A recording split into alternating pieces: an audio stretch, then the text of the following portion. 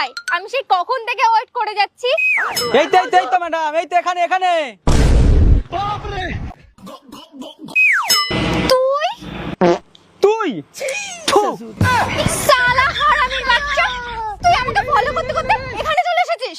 भाई यहाँ पे क्या শালা হারামির বাচ্চা, আমাকে ফলো করতে করতে তুই এখানে চলে এসেছিস। खाओ माँ कसम হ্যালো, তোর এই ডাইনি মুখো মুখ দেখতে আমি এখানে আসবো? আমি অর্ডার দিতে এসেছি। কি ডেলিভারি বয়ের কাজ করছিস? বাহ, হ্যাঁ, তো কি হয়েছে? কি প্রবলেম তোর?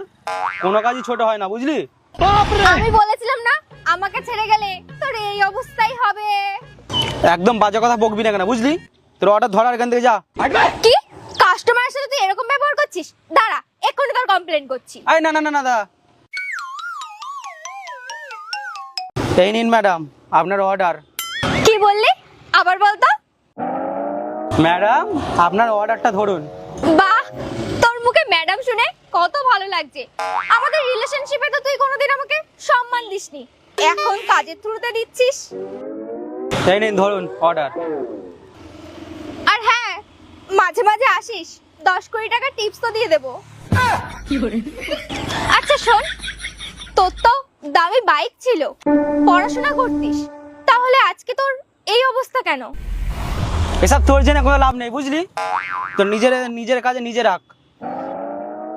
ঠিক আছে, কিন্তু তুই এখনো বদলাসনি। আগেও আমাকে কোনোদিনও ভ্যালু দিতিস না, আর এখনো না।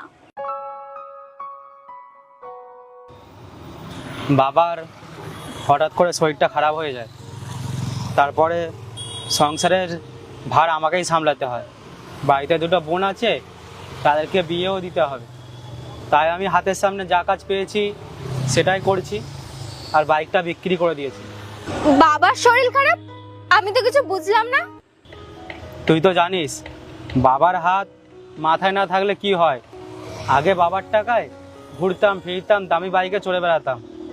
বাবা চলে যাওয়ার পরে সব চলে গেছে আমার জীবন থেকে।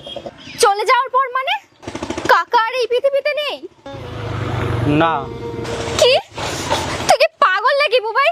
এত বড় কথাটা তুই আমার থেকে লুকিয়েছিস। কি আর বলবো তোকে, তুই তো এমনিতেই বলতিস আমি তোকে টাইম দিই না, আমি বাজে ছেলে। তারপর এইসব কথা বললে তুই ভাবতিস আমি নাটক করছি। কিন্তু তুই আমাকে এরকম ভাবিস? আমাদের সম্পর্ক যেমনই হোক, আমি তো তোর সবসময় পাশে আছি।